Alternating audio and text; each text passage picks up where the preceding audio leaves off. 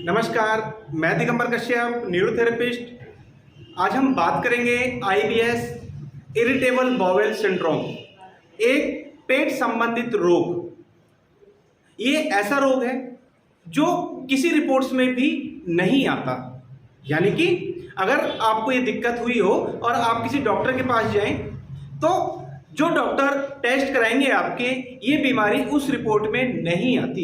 एक अनुमान के अनुसार कह दिया जाता है कि आपको आईबीएस के लक्षण है या आपको आईबीएस रोग हो गया है।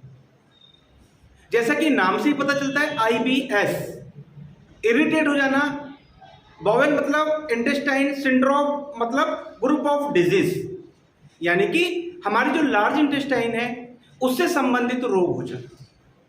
ये समस्या जिसको भी होती है उसकी बॉडी में बहुत सारे लक्षण देखने को मिलते हैं।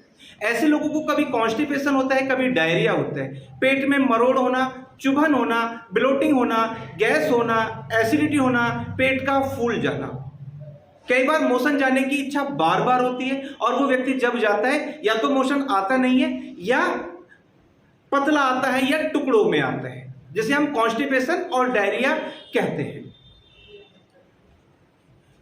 इंटेस्टाइन की जो मोटिलिटी है, यानी कि मल को आगे धकेलने का जो प्रोसेस है वो स्लो हो चुका होता है, जिसके कारण से मल बॉडी से बाहर नहीं निकलता। एनएस के द्वारा जो प्रोसेस है वो प्रॉपर नहीं हो रहा होता और वो मल जब निकलता नहीं है वो पेट के अंदर पड़ा पड़ा सड़ता रहता है। क्योंकि एक स्वाभाविक क्रिया है कि अगर हमने खाना खाया है तो वो मल के रूप में बाहर निकलना चाहिए। अब होता क्या है, जिनको प्रॉब्लम होती है, खाना तो खाते हैं लेकिन पेट साफ नहीं होता। अब जरा आप सोच कर देखो कि खाना तो खाया लेकिन वो मल के रूप में बॉडी से बाहर नहीं निकला, तो वो पेट के अंदर कहाँ गया? जब वो पेट के अंदर पड़ा पड़ा सड़ता रहता है, स्वाभाविक है कि जो हमने खाया उसका मल बनना है और वो मल बाहर निकला नहीं, वो प्रोसेस हुआ नहीं, क्योंकि हमारी बॉडी के बहुत सारे केमिकल डिस्टर्ब हो जाते हैं।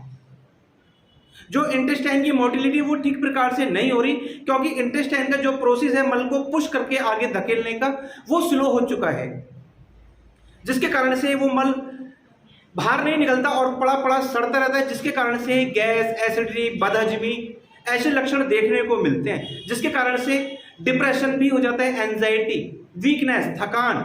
और देखा जाता है कि जिनको आईबीएस होता है ऐसे लोगों का निरंतर वजन कम हो रहा होता है। व्यक्ति समझ ही नहीं पाता कि उसको हुआ तो हुआ क्या, क्योंकि डॉक्टर के पास गया, टेस्ट करा गए, रिपोर्ट नॉर्मल, और डॉक्टर ने कहा कि आपको कोई दिक्कत नहीं है, आपके मन का वहम है, आप ज्यादा सोचते हैं, आपको स्ट्रेस है, आपको डिप्रेशन हो गया है। यह कहकर आपको छोड़ दिया जाता है, लेकिन आपसे अच्छा कोई नहीं जानता, क्योंकि आप उस बीमारी को फेस कर रहे हैं, उससे लगातार आप जूझ रहे हैं। भारत के अंदर आईबीएस डिजीज 15% लोगों में पाई जाती है। अगर हम कंपेयर करें कि ये मेल में होती है या फीमेल में होती है, तो कंपेयर करने पर हम पाएंगे कि ये फीमेल में होने वाली ज़्यादा ये समस्या है, यानी कि महिलाओं में ये समस्या ज़्यादा पाई जाती है। और जिसको आईबीएस होता है ऐसे लोगों का निरंतर वजन कम हो रहा होता है, डिप्रेशन हो जाता है, नींद नहीं आती, भूख लगती नहीं है और लेटे रहने का मन करता है। अगर व्यक्ति कोई काम करता था वो काम पर नहीं जाता, काम छोड़ देता है और गुस्सा आ जाता है, चिड़चिड़ा हो जाता है, लेटे रहने का मन करता है, शरीर ऐसा लगता है कि शरीर के अंदर जान ही नहीं, बिल्कुल निर्जीव शरीर हो जाता है। ऐसा होता है आईबीएस। आईबीएस को 3 श्रेणी में रखा जाता है, आईबीएस ए, आईबीएस सी, आईबीएस डी। आईबीएस ए मतलब अल्टरनेट आईबीएस, कभी कॉन्स्टिपेशन होता है, कभी डायरिया होता है। आईबीएस सी, जिनको कॉन्स्टिपेशन ही रहता है, उसको हम आईबीएस सी कैटेगरी में काउंट करते हैं। और आईबीएस डी, यानी कि ऐसे लोगों को डायरिया होता है और बहुत ज्यादा डिप्रेशन हो जाता है। व्यक्ति कई बार तो रोने लग जाता है और मन में नेगेटिव थॉट्स आते हैं, जीकर क्या करना है, लाइफ का कोई फायदा नहीं है। घर में भी लड़ाई झगड़े शुरू हो जाते हैं, क्योंकि व्यक्ति की जो इनकम थी वो बंद हो गई, क्योंकि वो काम पर नहीं जा पा रहे और इतना उसने टेस्ट करा लिया। कई बार तो व्यक्ति आकर बताते हैं कि उन्होंने लाखों रुपए तो टेस्ट पर दे दिए और ना जाने कितने बड़े बड़े डॉक्टर्स को, कितने बड़े बड़े हॉस्पिटल में उन्होंने दिखाया, लेकिन रिजल्ट्स 0। ऐसा होता है आईबीएस रोग, क्योंकि रिपोर्ट में आता नहीं, घर वाले भी कह देते हैं कि ऐसे ही है, इसको कुछ नहीं है, क्योंकि डॉक्टर ने ऐसा कहा है।